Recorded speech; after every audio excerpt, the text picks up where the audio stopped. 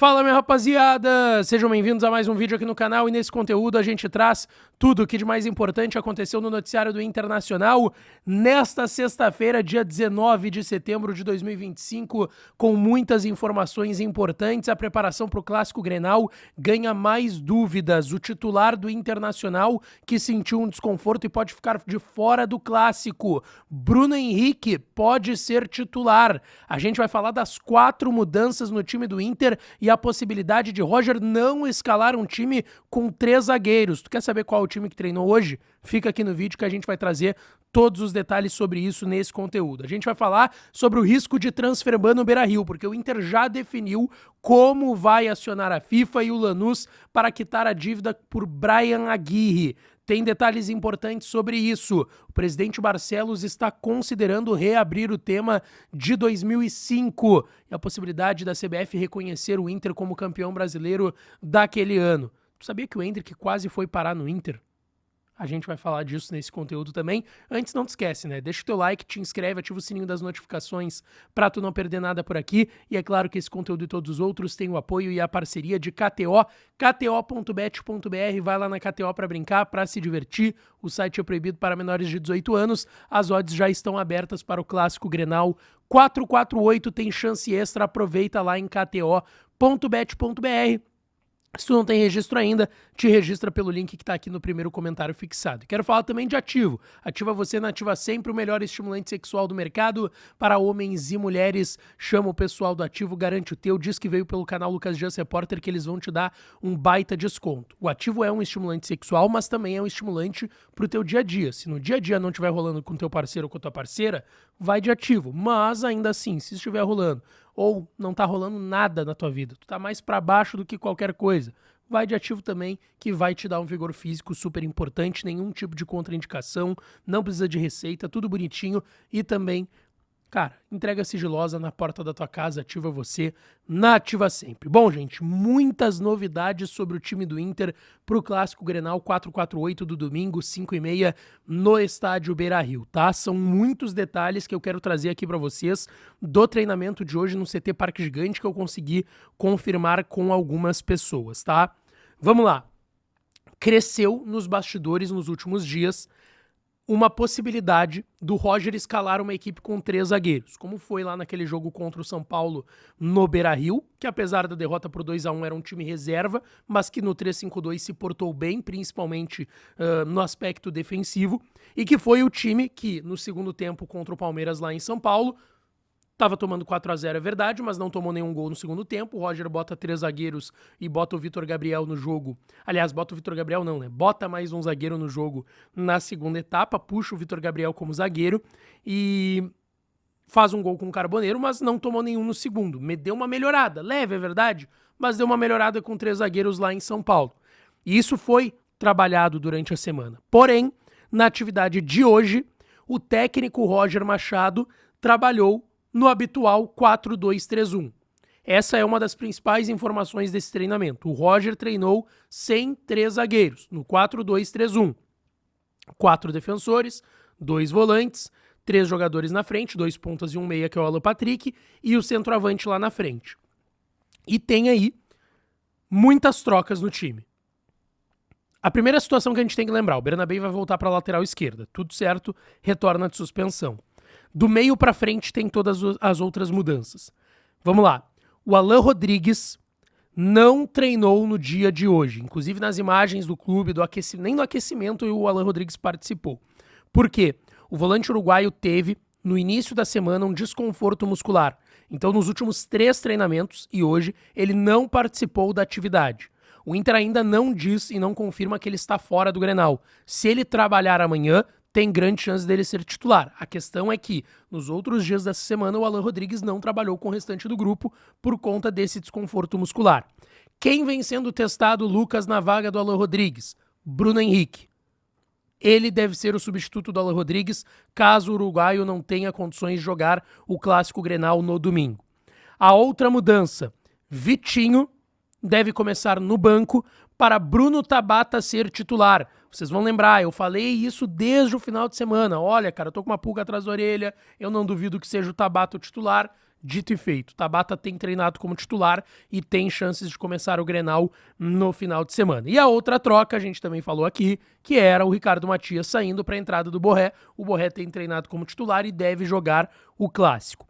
Sendo assim, o time do Inter com Rocher no gol, Aguirre na lateral direita, Vitão e Juninho, o Mercado não entrando na zaga, o Mercado deve começar o Grenal no banco, e o Bernabei na lateral esquerda. Thiago Maia, o primeiro volante. A dúvida se vai ser mesmo Alan Rodrigues no Grenal, tem esse desconforto, mas se não for ele, é o Bruno Henrique que tem treinado como segundo volante. De um lado o Tabata, do outro o Carboneiro, centralizado o Alan Patrick e na frente o Rafael Borré, mas a manutenção do 4-2-3-1 habitual do técnico Roger Machado, tá? Então são detalhes bem importantes desse treinamento. Vamos ver amanhã, a partir da chegada do Inter no Hotel da Concentração, se o Alan Rodrigues vai estar com o grupo e se ele vai pro Clássico Grenal do final de semana, tá? Gente, deixa eu falar aqui sobre essa situação de transfer ban e a preocupação que o Inter tem com isso, mas antes lembrando para tu te inscrever, cara, tá? Chegamos hoje aos 97.500 inscritos, te inscreve agora, é de graça, tu pode fazer pela TV se tu tá me assistindo aí na tua televisão, é só tu apertar o botãozinho que vai aparecer ali o inscrever-se, aperta no inscrever-se, pode fazer pelo celular se tu não é inscrito ainda, confere aí se tu é inscrito, te inscreve pelo computador, notebook, tablet, iPad, enfim, é só se inscrever e dar uma força por aqui, tá? Bom, gente, a gente falou aqui no início da semana que o Lanús da Argentina acionou o Inter na FIFA por conta de uma dívida na compra do Bryan Aguirre, lateral direito, que veio do Lanús pro Inter em setembro do ano passado, já faz um pouquinho mais de um ano, né? Um ano e alguns dias, e o Inter não quitou uma parcela da compra do Bryan Aguirre nesse período inteiro, tá? Era até um contrato que às vezes acontece para tu escapar de algumas questões de imposto, que é tu paga um valor à vista, depois tu parcela em 3 vezes, ou 4 ou mais vezes, só que tu paga em dias seguidos. O Inter tinha que pagar dia 3, dia 4, dia 5. E a última parcela do dia 5, que dava mais ou menos 565, quase 570 mil reais, o Inter não pagou. O Inter entende que é um valor baixo, que não tem toda essa preocupação, que dá para quitar, só que o Inter alega que por conta do fluxo de caixa não deu para pagar o Lanús, tá? Só que, como o caso foi para a FIFA, é bem possível que vai ter uma correção de valores e ele vai subir, porque é a cotação do dólar na época, para a cotação do dólar de hoje, mais questões de juros, né, pelo atraso que o Inter teve, mas assim, o Inter não tem tanta preocupação com o valor, tá? O Inter garante que vai conseguir pagar. A questão é que isso foi para a FIFA vai tomar uma decisão, geralmente a FIFA dá um período, ó, tu tem que pagar aqui, Inter. Se tu não pagar, aí tu toma o transfer ban, possivelmente. Aconteceu com o São Paulo recentemente, se eu não me engano foi o Bobadilha, jogador de São Paulo não pagou, tomou um transfer ban. O Corinthians também há pouco tempo atrás tomou um. O que é o transfer ban? Lembrando para quem não sabe, o transfer ban é tu não poder registrar novos jogadores, tá? Então tu consegue até contratar o jogador, mas não faz muito sentido tu contratar porque tu não vai conseguir registrar até que tu pague a dívida que tu tem. Como uma dívida baixa, possivelmente o Inter vai dar um jeito, vai conseguir pagar e não vai tomar o transfer ban. Se fosse um valor bem mais alto do que esse, por exemplo, a situação em relação ao Thiago Maia, quando veio vendido do Flamengo pro Inter, aí é uma situação que, se vai pra FIFA, é uma preocupação muito maior, porque é um valor astronômico que o Inter deve nesse sentido ao Flamengo, tá? Mas o Inter diz e garante que está muito tranquilo e que vai conseguir pagar o Lanús esses 565, que vai subir esse valor aí dessa dívida, tá? Deixa eu falar agora aqui sobre uma informação bem importante, porque a gente falou muito nas últimas semanas sobre 2005, né? Por conta de que completou já nesse ano 20 anos daquele Campeonato Brasileiro que todo mundo sabe era para ser do Internacional, a anulação dos 11 jogos, principalmente o pênalti não marcado no Tinga no jogo direto, naquele duelo direto contra o Corinthians, que acabou sendo campeão naquele ano. E muito se falou porque teve um pedido de conselheiros do Inter para que a direção avalie, o presidente Barcelos avalie uma ida ao STJD ou à CBF para tentar abrir uma conversa e tentar que o Inter também seja reconhecido como campeão brasileiro de 2005. Isso é importante colocar, tá? O Inter não quer que tire o título do Corinthians e vire do Inter, não. O Inter quer que o Inter também seja reconhecido, assim como o Corinthians, campeão brasileiro daquele ano de 2005. E acontece que nas últimas horas, o presidente Fernando Carvalho, ele fez uma, não vou dizer que uma nota, ele fez um texto nas suas redes sociais, falando sobre esse episódio, enfim, sobre o tema ter sido recorrente nas últimas semanas, teve o documentário lá da Globo e tal, e ele diz, e ele é bem claro ao dizer, e eu vou até aqui pegar esse trecho, que o presidente Alessandro Barcelos, ele coloca, o atual presidente colorado Alessandro Barcelos, confortado por grupos de conselheiros do clube, presentemente ventila a possibilidade de reabrir oficialmente este tema. Eu procurei algumas pessoas que me confirmaram essa informação. De fato, o presidente Alessandro Barcelos estuda a possibilidade de reabrir este tema e de, com aceitando a sugestão e esse pedido que foi protocolado no conselho do clube, que inclusive deu aval para esses conselheiros fazerem esse pedido, né? Ir até CBF, STJD. Primeiro seria possivelmente uma conversa na CBF para entender o que poderia ser feito, mas já abriu uma conversa sobre isso e sobre essa possibilidade. Então, de fato, pode ser que nas próximas semanas tenhamos novidades em relação a isso. Agora é momento de Grenal, final de semana, então o Inter deve esperar a poeira do pré, durante e pós-Grenal baixar para aí sim ir atrás disso, e surge sim como uma possibilidade o Inter reabrir esse tema de 2005, tá?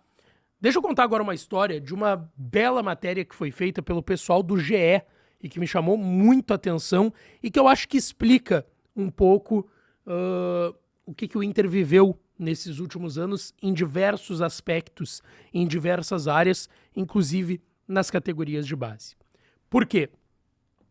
O Douglas Ramos, pai do atacante Endrick, hoje no Real Madrid, ele deu uma entrevista para o GE e ele falou um pouco sobre a trajetória do Endrick, que surgiu despontando no Palmeiras alguns anos atrás, algumas temporadas atrás, foi vendido por cerca de 270 milhões de reais para o Real Madrid, e ele, nessa entrevista, revelou que o único clube que reprovou o Endrick nos testes que ele fez, e ele fez testes em diversos outros clubes, ele cita Cruzeiro, Atlético Paranaense, Palmeiras, São Paulo. O São Paulo não reprovou o Endrick, né? Mas o São Paulo não deu condições suficientes para que o Endrick ficasse lá no São Paulo, enquanto o Palmeiras deu.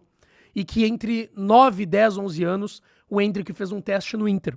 E o Inter foi o único clube que recusou e que reprovou o Endrick nos testes.